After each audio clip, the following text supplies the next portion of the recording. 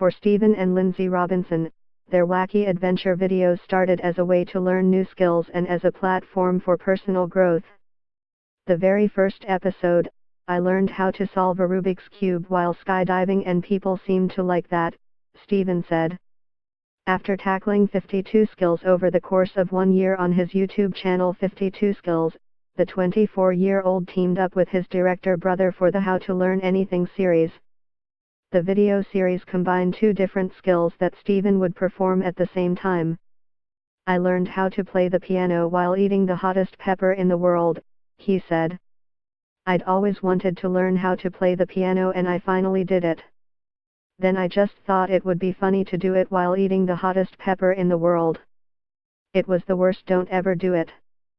Thanks to a provincial grant and prize money from a TELUS Optic TV challenge, their videos had funding.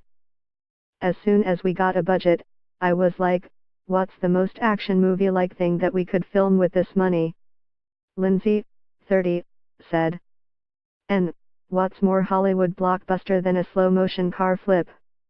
Episode 4 is the hardest to explain but it's also our favorite episode, Stephen said. I learned how to do the splits and then we built a full-sized remote control car like a Jeep Cherokee that I could control with a remote and I did the splits while taking it off a jump.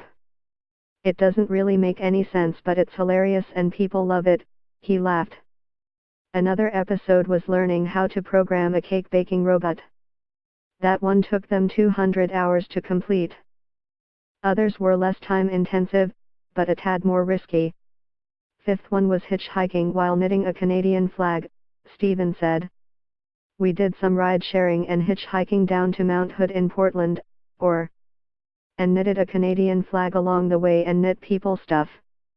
The final one is my brother and I tap dancing on the side of Mount Hood, he said.